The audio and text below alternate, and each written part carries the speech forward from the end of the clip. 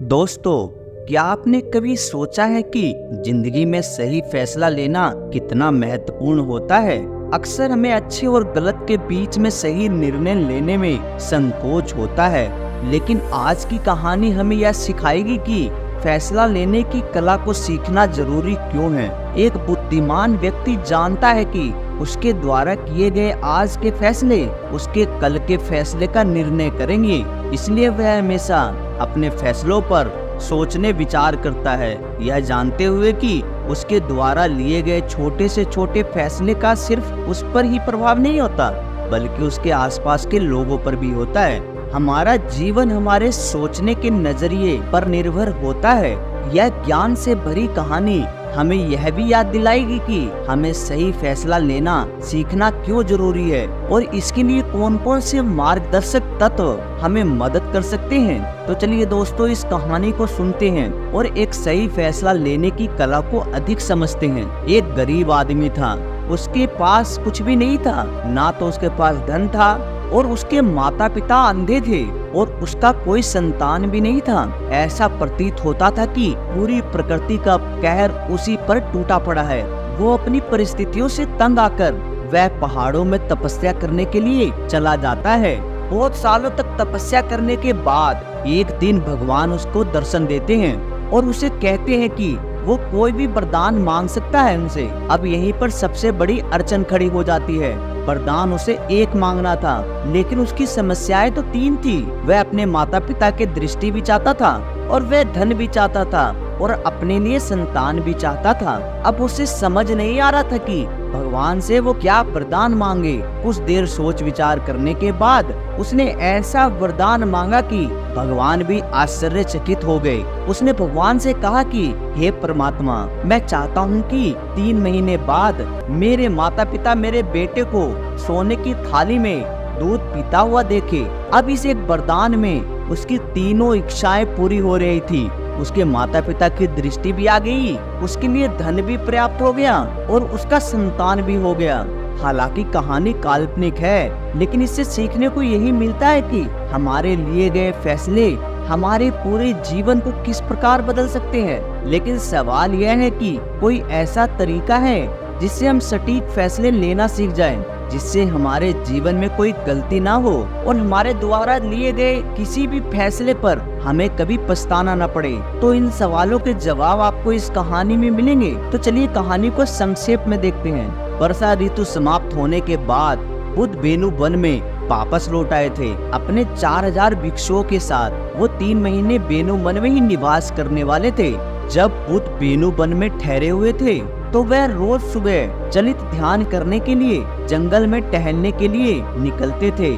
जब वह टहलने के लिए निकलते थे तो एक लकड़हारा रोज सुबह वहाँ पर लकड़ी काटने के लिए आता था। वह तथागत बुद्ध को देखकर बिना कुछ बोले ही सीधा अपने रास्ते पर निकल जाता था। लगभग 10 दिनों तक बुद्ध उस आदमी की इस प्रतिक्रिया को देखते रहे। ना तो वह बुद्ध को देखकर मुस्कुराता, ना ही कुछ बोलता था, बस अपने रास्ते पर सीधा चला जाता था। एक दिन बुद्ध ने बेनु वन के ही एक दूसरे युवक से उस युवक के बारे में पूछा।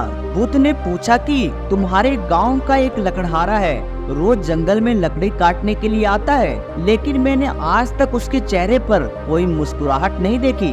वह बहुत तनाव में दिखता है, बहुत दुखी दिखता है, किसी से बोलता भी नहीं है। ऐसा उसके जीवन में क्या हो गया है, क्यों वह इतना दुखी रहता है? उस युवक ने कहा कि हे तथागत, आपने तो क्या, हमने भी आज तक उसके चेहरे पर कोई मुस्कुराहट नहीं देखी, और मैंने तो क्या, गांव के किसी भी आदमी ने उसके चेहरे पर मुस्कुराहट नहीं देखी। उसका चेहरा हमेशा मुरझाया हुआ रहता है, वह तनाव में रहता है। जब उससे कोई बात करके उसके तनाव का कारण पूछने की कोशिश करता है तो वह कोई कारण नहीं बताता। बुद्ध ने उस युवक से पूछा कि क्या उसके परिवार में किसी की मृत्यु तो नहीं हुई? तो इस पर वो युवक कहता है कि नहीं तथागत, उसके परिवार में तो सभी ठीक हैं और सभी लोग हैं। अगले दिन सुबह जब बुद्ध दोबारा चलित ध्यान करते हुए जंगल से गुजर रहे थे तो उनका सामना दोबारा उस लकड़हारे से हो गया। बुद्ध ने उस युवक को टोकते हुए कहा कि जीवन इतना खूबसूरत है, लेकिन तुम इतने उदास क्यों रहते हो? आज 10 दिन हो गए हैं, मैं रोज तुम्हें देखता हूँ, लेकिन तुम्हारा चेहरा हमेशा मुरझाया हुआ रहता है। क्या परेशानी है? जीवन इतना आनंद भरा है, लेकिन तुम्हारे जीवन में कोई आनंद प्रतीत क्यों नहीं होता? उस युवक ने तिरछे नेत्रों से बुद्ध की तरफ देखते हुए कहा कि मेरी समस्या का समाधान कोई नहीं कर सकता, इसलिए मैं किसी को अपनी समस्या बताता भी नहीं हूँ। मैं किसी से कोई बात नहीं करना चाहता। मैं अपने जीवन में जैसा भी हूँ ठीक हूँ। मुझे किसी की सहायता की कोई आवश्यकता नहीं है। उसके शब्द कर्कश भरे थे, लेकिन उसके बावजूद बुद्ध मुस्कुराते हुए उस आदमी का कंधा थपथपाकर अपने रास्ते पर आगे बढ़ गए। लकड़हारा भी अपने रास्ते पर आगे चलते हुए सोच में पड़ गया कि बड़ा ही अद्भुत आदमी है। मैंने कितने कर्कश भरे शब्द उसको बोले, लेकिन उसके चेहरे पर कोई सिकन महसूस नहीं हुई। ये कोई आम इंसान होता तो अब तक तो मुझसे झगड़ बैठा होता, लेकिन वह तो मेरा कंधा थपथपाकर आगे बढ़ गया। सच में यह कोई महापुरुष है। वो यह सब सोचता हुआ अपने रास्ते पर आगे बढ़ रहा था कि तभी बुद्ध ने पीछे से आवाज दी।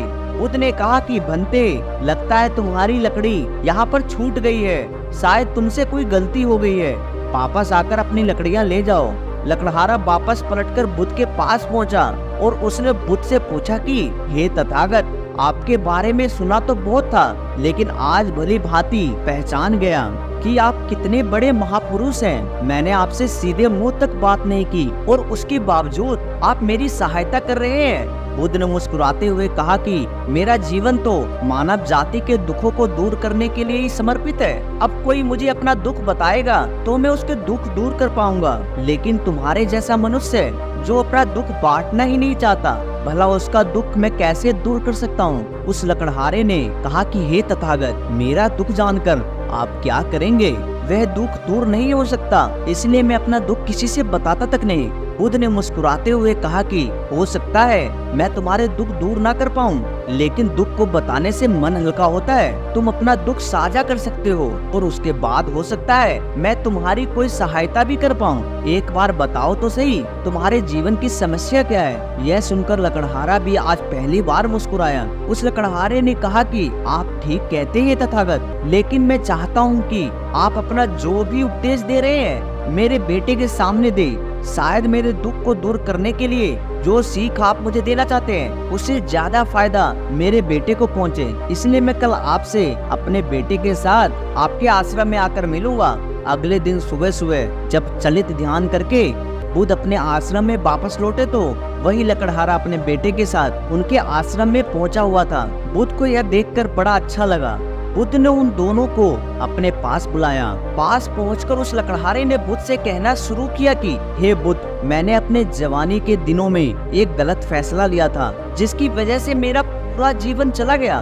मैं जवानी में बहुत ही ताकतवर हुआ करता था। मेरी पहलवानी के चर्चे दूर दूर तक फैले हुए थे।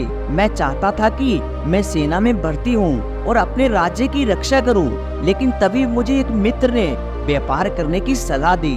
मैंने अपना सेना में भर्ती होने का सपना छोड़कर उसके साथ व्यापार करना शुरू कर दिया। कुछ समय तक वो व्यापार अच्छा चला, लेकिन कुछ समय बाद वो व्यापार भी चौपट हो गया और वह दोस्त जिसके साथ मैंने व्यापार शुरू किया था वो मुझे धोखा देकर, मुझसे छल कपट करके मुझे छोड़कर चला गया। इससे मेरा दिल हमेशा के लिए टूट गया। मैं चाहता तो आसानी से सेना में भर्ती हो सकता था, लेकिन मेरे द्वारा लिया गया एक गलत फैसला मेरे पूरे जीवन को बर्बाद कर गया। मैं चाहता हूँ कि आप मेरे बेटे को समझाइए कि जीवन में सही फैसला लेना कितना महत्वपूर्ण होता है, और साथ ही साथ आप यह भी बताएं कि सही फैसले किस प्रकार लेना चाहिए, क्योंकि आजकल के युवक लालच में बहुत जल्दी फंस जाते हैं। वो यह नहीं सोचते कि आज जो वो फैसला ले रहे हैं वो उसके जीवन को किस प्रकार बदल देगा। बुद्ध बिना पलक झपकाए उसकी बात बड़े ध्यान पूर्वक सुन रहे थे। बुद्ध ने कहा कि बात तो तुम बिल्कुल ठीक कह रहे हो। तथागत ने उस लकड़हारे के बेटे की तरफ देखते हुए कहना शुरू किया कि सही फैसला लेने के लिए बहुत आवश्यक होता है कि तुम्हारा मन शून्यता में हो। शून्यता का अर्थ है कि तुम्हारे मन में उस फैसले को लेकर कोई भी भावना नहीं है। अक्सर मनुष्य फैसले लेने में तभी गलती करता है जब उसका मन किसी भावना से ग्रस्त होता है। मोह में, लालच में, दूसरों से वशीभूत होकर हम यह भूल जाते हैं कि हम जो फैसला ले रहे हैं वह दूसरों से ज्यादा प्रभावित है, किसी भावना से ज्यादा प्रभावित है, बजाय इसके कि वह फैसला हमारे मन से निर्विकार भाव से निकला है। तथागत के बात को सुनकर लकड़हारे ने कहा कि आप ठीक कहते हैं तथागत, मैंने भी अपने जीवन में यही गलती की थी। मुझे लगा था कि इस सेना में तो मैं थोड़ा सा ही धन कमा पाऊंगा और व्यापार में बहुत जल्दी बहुत बड़ा धन कमा सकता हूँ, बहुत ज्यादा धन कमा सकता हूँ। इसलिए लालच में फंसकर मैंने वह गलत फैसला ले लिया। अगर उस समय मैं शून्यता के अर्थ को समझता तो मैं ये समझ पाता कि मेरा जीवन किसके लिए समर्पित होना चाहिए। मेरी सबसे ज्यादा रुचि सेना में भर्ती होना ही था। लकड़हारे ने तथागत से पूछा कि हे तथागत, मन को शून्यता में ले जाना इतना आसान कहाँ होता है? अपने मन को शून्यता में किस प्रकार ले जाएं जिससे कि हमें अंदर की आवाज सुनाई दे, सही फैसले अपने आप हमारे अंदर से निकल कर आए। तथागत ने इसका उत्तर देते हुए कहा कि ठहराव। जब भी हम जल्दबाजी में कोई फैसला लेते हैं तो फैसला हमेशा दुखदाई होता है। अपने आप को समय दो, ठहर जाओ, जल्दबाजी मत करो, क्योंकि यह समझो कि जो फैसला तुम लेने वाले हो वह तुम्हारे पूरे जीवन को प्रभावित करेगा, और सिर्फ तुम्हारे जीवन को नहीं, तुम्हारे आसपास के लोगों के जीवन को भी पूरी तरह से प्रभावित करेगा। जब तुम पूरी मानव जाति की भलाई के लिए सोचते हो तो कोई फैसला गलत हो ही नहीं सकता है। फैसले गलत तभी लिए जाते हैं जब हम स्वार्थी होकर वो फैसले लेते हैं, जब हम सिर्फ अपना फायदा देखते हैं। लेकिन जब हम पूरी मानव जाति के कल्याण के बारे में सोचते हैं तो उस मानव जाति में हमारा परिवार भी आ जाता है और समूचे लोग आ जाते हैं जो हमारे आसपास रहते हैं। इसलिए जब तुम पूरी मानव जाति के बारे में सोचोगे तो तुम्हारे फैसले गलत नहीं होंगे। लेकिन अगर तुम अपने आप को ही केंद्र में रखोगे तो तुम सत्य को कभी देख ही नहीं पाओगे। बुद्ध ने सही फैसला लेने के लिए दूसरा तरीका बताते हुए कहा कि रात में सोने से पहले अपने बिस्तर पर लेटे लेटे अपने अवचेतन मन को यह संदेश दो कि तुम किस समस्या में उलझे हुए हो। लेकिन याद रखना कि इस समय तुम्हें कोई निर्णय नहीं लेना है, तुम्हें बस अपनी समस्या के बारे में सोचना है, और अपनी समस्या के बारे में सोचते सोचते ही तुम सो जाना, और उसके बाद वो समस्या तुम्हारे अवचेतन मन तक पहुँचेगी और पूरी रात तुम्हारा अवचेतन मन उस समस्या पर काम करता रहेगा। और जब तुम सुबह उठोगे तो तुम्हारे मन से अपने आप वो निर्णय निकल कर आएगा जो सही होगा, जो सर्वमान्य होगा, जो तुम्हारे जीवन को एक नई दिशा देगा। यह प्रक्रिया बहुत आसान है। अगर एक दिन में परिणाम तुम्हें नहीं मिल रहे तो कुछ दिनों तक इसका अभ्यास करो। जरूर अपने आप अंदर से कोई ना कोई फैसला आएगा जो तुम्हें संतुष्ट भी करेगा और जो पूरी मानव जाति के कल्याण के लिए होगा। तो दोस्तों, इस कहानी में हमने देखा कि सही फैसला लेने के लिए हमें ध्यान, ज्ञान और कर्म के साथ साथ ठहराव कितना जरूरी है लाइफ में। हमारे निर्णय हमारे कर्मों पर प्रभाव डालते हैं। अच्छे और गलत के बीच सही निर्णय लेना कठिन हो सकता है, परंतु एक अच्छे निर्णय से हम अपने भविष्य को सुधार सकते हैं और अपने आसपास के लोगों को भी प्रेरित कर सकते हैं। इसलिए हमें हर फैसले को विचार पूर्वक और सावधानी से लेना चाहिए ताकि हम अपने जीवन को सही दिशा में बढ़ा सकें। यह कहानी हमें यह भी बताती है कि हमारे फैसले हमारे और दूसरे लोगों के जीवन को कैसे प्रभावित कर सकते हैं, और हमें इस बात का सच्चा अंदाजा होना चाहिए। इस प्रकार हम सही निर्णय लेने की कला को सीखकर अपने जीवन को सफल और सुखी बना सकते हैं। तो दोस्तों, आशा करता हूँ कि यह कहानी आपको पसंद आई होगी, और चैनल पे नए हैं दोस्तों तो चैनल को सब्सक्राइब करना ना भूलें। तो मिलते हैं अगले कहानी के साथ, तब तक के लिए आप अपना ध्यान रखें। धन्यवाद दोस्तों। नमो बुद्धाय।